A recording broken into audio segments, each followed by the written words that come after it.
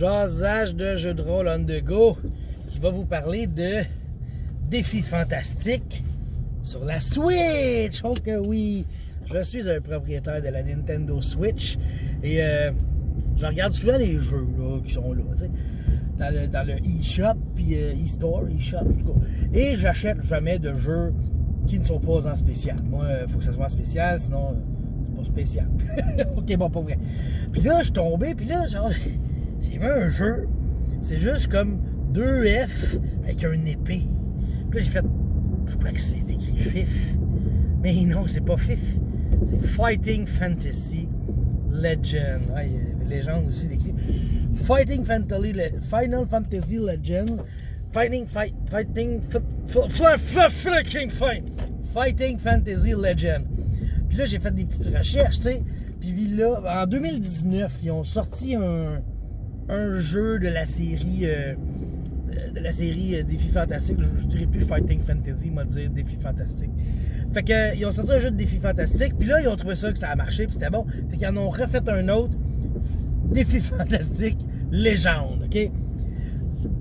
On the side aussi, il y en a un, là, si vous cherchez sur le shop de la Switch, là, c'est le sorcier de la montagne de feu. Il est là, tu peux jouer ça, mais je trouve que la vibe est moins cool dans le sens que les combats sont tactiques, faut que tu te déplaces sur une grille, puis tout, fait que je trouve que ça le fait moins, mais les graphiques sont intéressants. Tu as l'impression de jouer à un jeu de société. Ouais.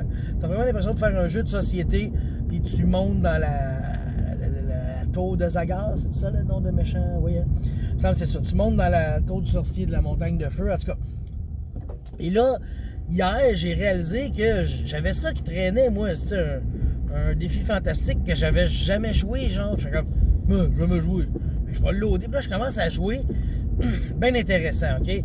Tu crées ton bonhomme un peu comme dans le jeu, sauf que le système est différent. Dans le fond, que tu as entre 6 et 12 dés d'habilité, entre 6 et 12 dés de chance, et le reste en points de vie. Là, je sais pas exactement comment c'est le ratio, mais tu sais, chaque fois que tu prends un dé que tu mets en force, en habileté, tu perds 2 points. Excusez, tu perds 2 points de vie, tu sais. Fait que là, tu peux te faire un bonhomme genre plein d'habileté, pas de chance, fait qu'il y a moyen de points de vie, ou genre pas d'habileté, pas de chance, full point de vie, tu sais. Tu le crées comme tu veux ton bonhomme, tu sais. Puis tu te promènes simili comme un board game aussi, mais vu de haut, style. Comment ça s'appelait le jeu? Grand Theft Auto 2. Il me semble que la vision était d'en haut, là. Ça ressemble à ça un peu. Puis tu peux jouer l'elfe, le nain ou le barbare. Puis là, ben c'est ça. Tu te promènes dans le jeu. Puis tu as des choix à faire. Pareil comme dans un livre dans un héros, tu sais. Sauf que là, de lire des gros textes. Ben, des gros textes, on s'entend, là. Des textes de livres dans un héros, c'est pas des gros textes, là.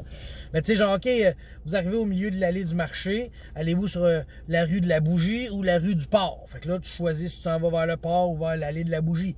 Là, tu avances. Là, après ça, il y a des encounters fixes. Mettons, à chaque fois que tu passes sur telle rue, il arrive, mettons, un vieux monsieur qui vient te voir puis qui dit t'aurais-tu 3 pièces d'or pour moi?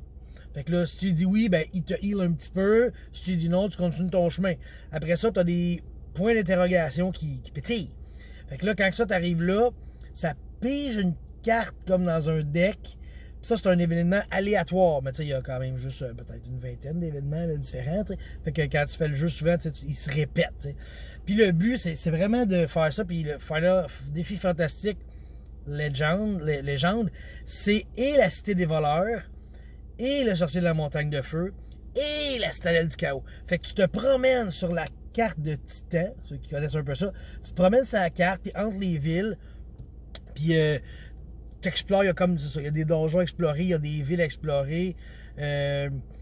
Moi, genre, c'est ça, j'ai commencé, tu commences, tu rentres dans la Cité des voleurs, puis juste traverser la Cité des voleurs, je pense que je suis mort 2 fois.